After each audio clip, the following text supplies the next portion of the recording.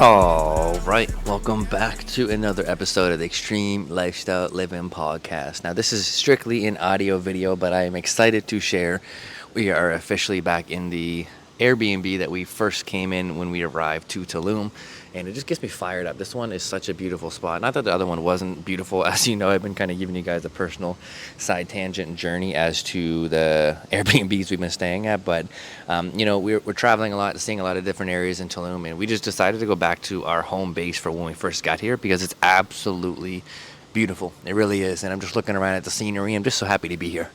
Super fucking happy to be here and just grateful, honestly. We're going to stay here next month as well. Then we're home for Christmas, and then we're going to come back in that new year as well. And, if all goes well, we'll be back in this exact same unit. If all goes well, we'll be back in this exact same unit. But nonetheless, let's jump in today's episode, which is the topic is doubling down on your consistency. And the reason why I want to talk about this is because, there's like kind of three easy avenues of success. Number one, or three steps, I should say. Step one is like, formulating a plan and realizing you need a plan, and wanting change. In order to get somewhere you haven't been before, you got to admit to yourself you need to change. You got to admit to yourself you don't know how to get there, and you got to admit to yourself that you need a game plan.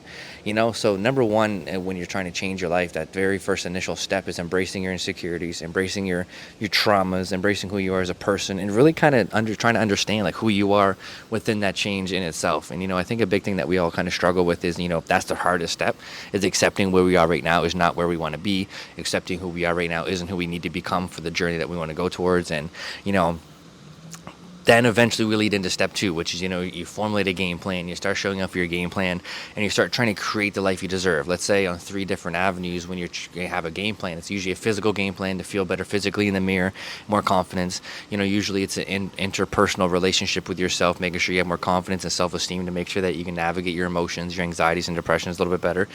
Self-esteem, making sure you can show up in different rooms better. And, again, when step one, when you realize you're not who you want to become in this life, mentally, physically, emotionally, and spiritually, there becomes that other avenue as well of really needing to, like I said, get that game plan of becoming that person you want to become. So then step two, when you start to indulge in that person and, create more, like, not say create, but bridge those gaps as to your insecurities and be more confident, bridge those gaps in your physical issues that you're not really confident with, and, working out to get better and control over that, especially when it comes to finances in your career. And, let's say who you are as a person. If you're angry all the time, you're depressed all the time, you have anxiety all the time, you start actively working towards that person, which is step two, being part of the game plan and really trying to create things to fruition. And if you guys have been here for a while, I kind of talk about that a lot and a lot more in-depth and more of an in-depth avenue. Like I said, at the beginning when I wanted to start this life and, move to Tulum and have my business and, me and Emma have this freedom, I started off with a plan. I started off with embracing my emotions, my depressions, my depression, my anxiety, my traumas, and really trying to formulate a plan as to who I was within the life that I already had. And then admitting to myself I didn't want to be that person. And then it was 2-3 years of showing up consistently every day, every week, every month of just trying to change, which is step number two, right? You're in that change. You're weathering the storm. You're showing up. You're creating change, and you really have no idea what you're doing.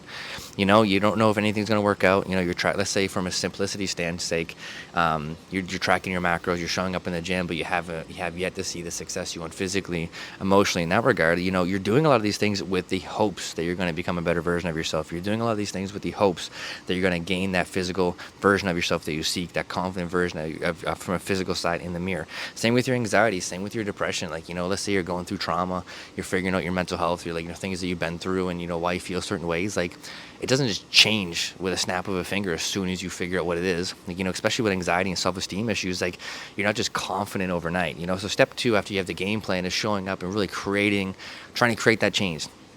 Step number three from a simplicity sake is, you start to see the change. You start to feel better physically in the mirror. You start to see some results. You have more systemized routines with your nutrition and gain a little bit of confidence.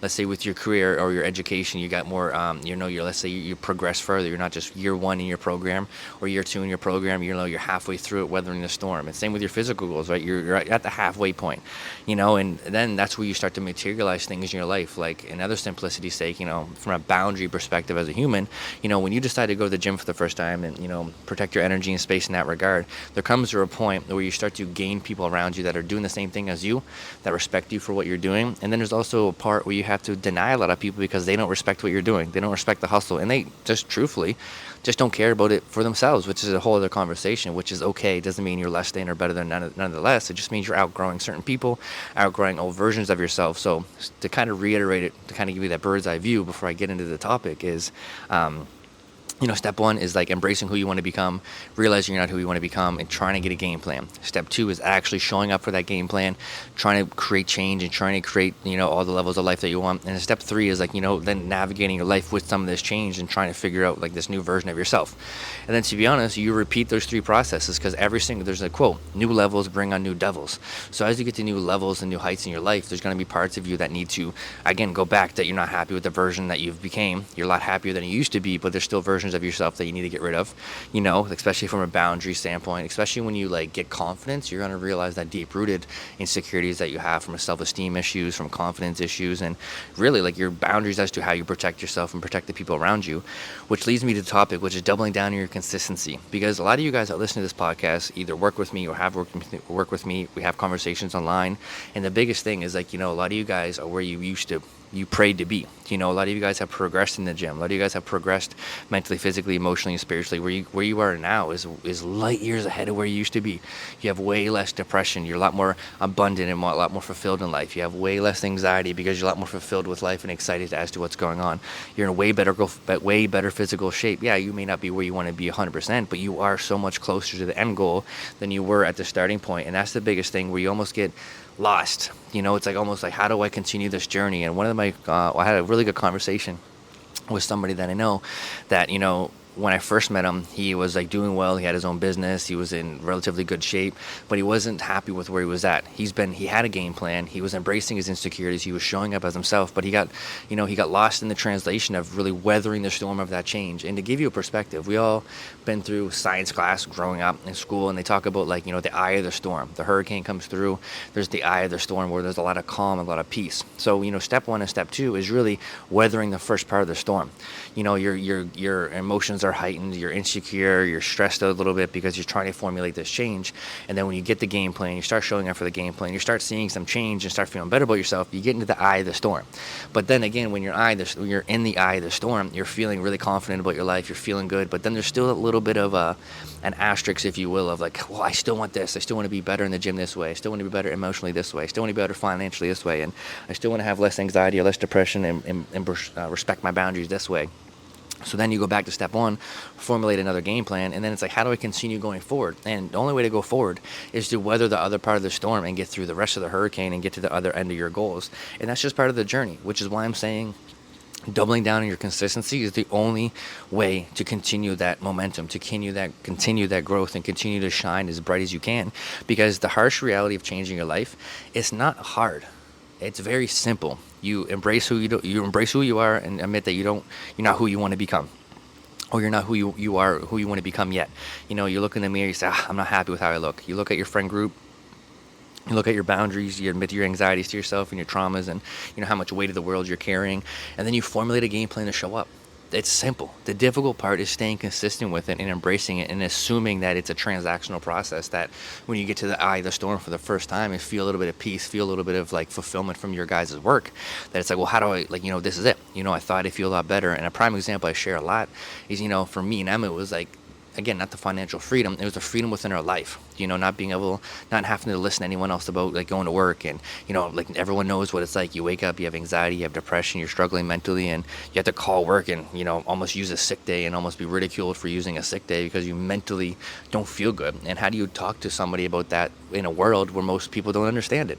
So it's like, the freedom was our biggest avenue of what we were chasing. And I'll be honest, when I got my first year of freedom, and it was the hardest year of my life because I was just met with all of the expectations I thought was going to happen, which is why I'm bringing up the transactional side of things. It's not a point A plus point B equals point C. You don't just show up, change your life, and it's that easy. It is to a degree on paper, but there's a lot of emotions, there's a lot of trauma, there's a lot of expectations, a lot of self-disappointment. And, I've talked about your expectations in terms of your realities, and, that's the killer of all joy, honestly, is, when your expectations don't meet your reality. And 9 times out of 10, it's because our expectations are ridiculously high, and we just expect so much out of ourselves, which is a great thing. It's just something we need to manage. But again, the game plan doesn't change. If you want to get in better shape, the hardest part is starting. So to continue getting in best shape, in the best shape of your life, is to do the same shit you've been doing. And just take it to the next level. When it comes to the gym, it's like, there was a point in your life where you weren't even consistent going all the time. So then it's like the consistency in the gym never changes. It's just your education, your experience, and your commitment to the gym and your intentions behind it changes. Same thing if you want to have a more of a financial abundant future, like, showing up and getting education, working on self-development, challenging people around you, and taking courses, and like I said, getting education and doing these mentor programs and putting yourself in a position to try to make more money. It doesn't change. You just show up in the arena and continue to do it. It's just your intention around it becomes higher. Your efforts become higher. Everything just gets a little bit more aligned with who you are as a person, which is the other side of that storm I'm talking about. Same with boundaries. It's very easy, let's say, simplicity's sake, let's say you're drinking all the time, doing drugs, and you're not really happy, you have a lot of anxiety, like you're carrying things from the past, a little bit depressed. All you got to do is create a boundary, create a day-to-day, week-to-week, month-to-month routine so you can stay out of that position. But then, again, that's only on paper. It's not transactional. Just say, hey, I'm happy now. I'm fulfilled. I have confidence, and it goes away. There's going to be days you're stressed out. There's going to be days that stuff kind of comes up. And, like you get stressed out. You're going to have depression symptoms. You're going to have anxiety. You're going to have this turmoil you still got to get through. But it's all about the consistency around the day-to-day habits. And not really changing the game plan per se, but making the intention and the effort around that game plan in itself that much better for yourself. And the biggest thing that I can say, from my standpoint, doing this for about 3 to 5 years now, I never really know how long I've been doing it. I feel like I've been doing it for like 8 years, but it's only been COVID. It's 2025. I've only been doing this full time for like 2.5 years now. I actually looked back on the numbers, and I actually thought I was doing it for 3.5, 4 years, but I've been doing this full time for 2.5 years. It's not that long. So my expectations were I was supposed to be a lot further. And then I got into my head thinking I need to do something different and change things up, and I didn't need to change anything. I needed to double down on the consistency around all of these areas of my life. If you want to be more fulfilled, practice your faith more. You want to be more fulfilled and happy and have more joy in your life, then you got to continue to show up for yourself to challenge what that looks like for your life. And it's the same as the beginning. You know what I mean? If you want to get in better shape, it's the same thing in the beginning. You got to be consistent. You got to continue to track your macros. You got to be consistent in tracking your food and all of these different things. And that's the biggest thing I want you guys to take out of this episode, just short, sweet, impactful, is, to get to the other side of the storm, to let the hurricane of, your change of your life to completely surpass you and you hit that next level of life you want to. It's just being consistent on the same shit you have been doing. Except the second part of the storm, getting from the eye of the storm through the second leg of the storm to get rid of it entirely, is just being incredibly in tune with yourself as to exactly what that looks like and doing it even when it's hard. That's why a lot of people fall off their fitness goals, is because they think it's a transactional process. They think they can show up, get in the best shape of their life, and then they're done. There's so many people that have joined my program and Emma's program that, I want to lose 10 to 15 pounds. They lose it and then they're done. It's like, no. It's like now the next stage is keeping that off. The next stage is being able to eat your cake and be able to keep that off. And there's so many other levels that can go into it. But, doubling down on your consistency is probably the best thing that you guys can do.